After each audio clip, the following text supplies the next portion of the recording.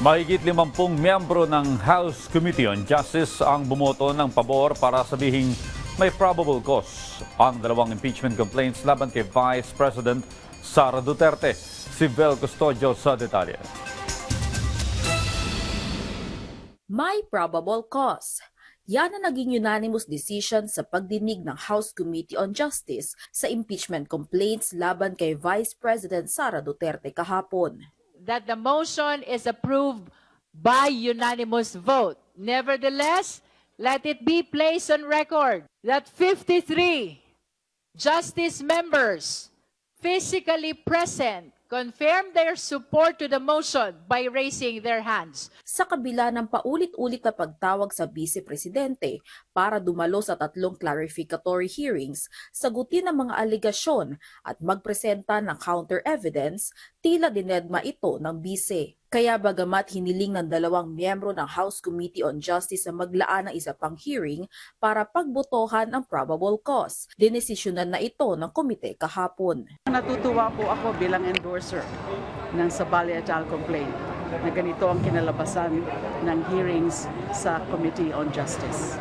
Probable cause was declared to have existed in both complaints. Sa tingin ko, there will be smooth sailing sa plenary and I would expect that the articles should reach the Senate within this May.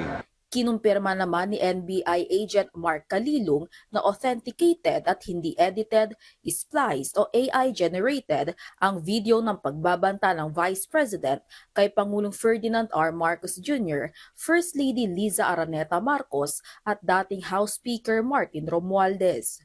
Ayon sa NBI, may reasonable certainty of conviction ng multiple counts of grave threat at inciting to sedition. Bukod dito, ilang mga verbal threats pa mula mismo sa Vice Presidente at sa kanyang kapatid na si Davao City Mayor Baste Duterte ang ipresenta sa pagdinig ng Justice Committee. This is not simply a threat that is defined under the revised penal code, but this is an impeachable offense which violates the Constitution. Thus, it is betrayal of public trust. Thus, it is a high crime regardless of whether it is a threat because of the gravity of this act by the Vice President. Ayon sa NBI, mayroon na silang possible lead sa hitman na may ugnayan umano sa pangalawang Pangulo. Tinatrack na ng NBI ang mga individual na posibleng sangkot sa assassination plot sa Pangulo, unang ginang at dating Speaker. Samantala, napagdesisyonan ng komite na panatlihing selyado ang kahon na naglalaman ng income tax return ng mag-asawang VP Duterte at Attorney Manasseh Scarpio. With 6 votes in the affirmative and 38 votes in the negative, with 0 abstention, the motion to open the box is hereby denied. So ruled.